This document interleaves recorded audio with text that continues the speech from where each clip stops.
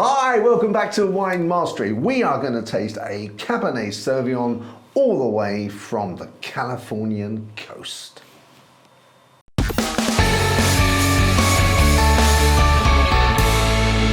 So, as part of our seasonal drinks for Thanksgiving and Christmas, we're doing this one, which is a Cabernet Sauvignon. It is from California, and Cabernet Sauvignon is something that is, I guess it's like, it is a very versatile wine, isn't it? Very fruity. It is. It's grown all around the world. It's the kind of one everybody knows. Everyone knows the Cabernet Sauvignon. I've said it many times. It's like I said, it's very fruity, very jammy. It tends to be the most fruit-driven of all the grapes.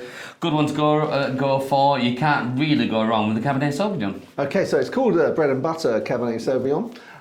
It is now coming up is the price. It is $13.99, a penny short of £14. In the UK, it is sold by Majestic.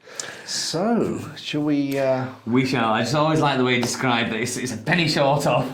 Because I know how precious those pennies 100 are. bottles, that's a pound, you know, it's a pound difference. I appreciate it fully, John. Don't worry, we're in good company here. Okay. So, the colour. The colour. It looks very, a little bit of tawniness there to my eye. Yeah, there is. It's leaning almost to purple, but like you say, there's a tawniness on the rim there. And there's nothing like a little bit of tawniness on the rim.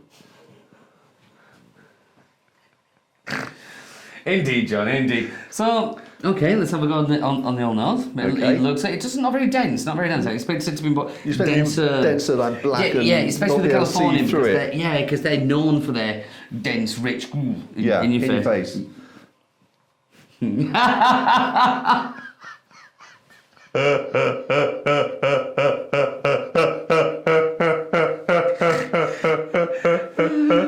I was going to be really innocent and say jinx, because when you anyway, never mind. So let's have a go on the nose, right? Okay, let's have a go on the nose quickly. Okay.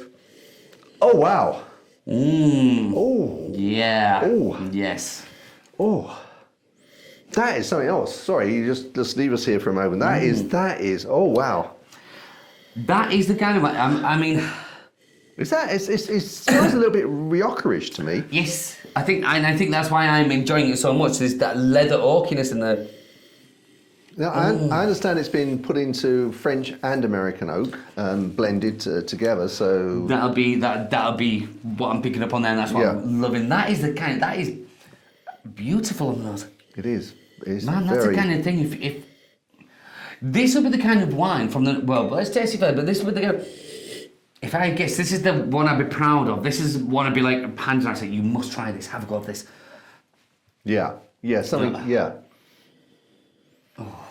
I mean, and as we're doing, I'm just looking at the label, and the label is a very simple, easygoing label, which again, I don't know why I was just thinking that, but it doesn't go all necessarily. I know when we're going out and choosing wines, sometimes it is just a simple thing. What does the label look like? And I would never have chosen that wine. But don't you think that American labels rather than sort of European labels tend to be a little bit plain, a little bit more... a little bit more matter of fact, aren't they? Whereas, like I said, the Europeans are more flowery about... and they have something perhaps to...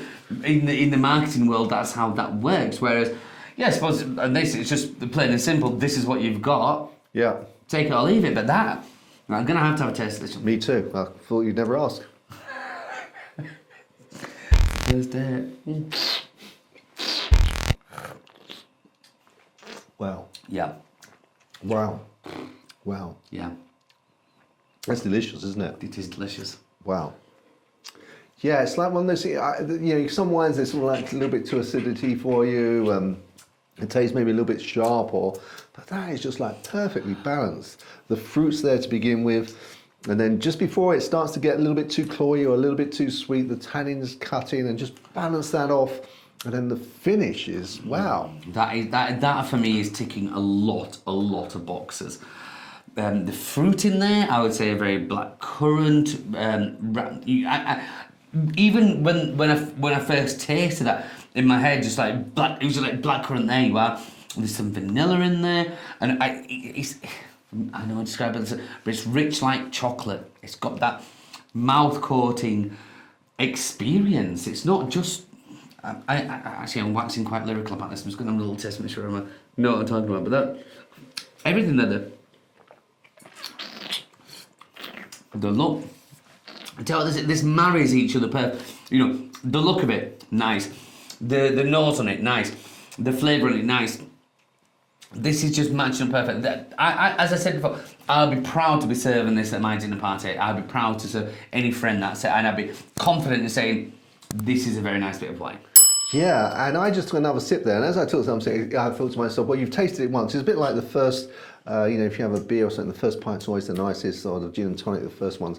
And I thought, I'm going to take this sip, and be ready to be disappointed because it's not going to be as nice as the first sip. And it was. It was. This would make me want to kind of sit and have a little bit of time on my own, without being that guy. I would like to, just appreciate this for what it is. This wouldn't be something like, well, it would, upon having conversation with people. But I honestly think that I could sit on my own with a book, and that I would call that an experience. Yeah, you almost want to, don't you? You almost just want to take it away, as you say, sort of grab the bottle and go and sit in a corner, ideally by a nice roaring fire, as you say, with a book, or just sort of, have this in one hand and just dream lovely thoughts. I got a little shiver up my spine then, just thinking. It's little things, isn't it, like that? But like you just said, that roaring fire.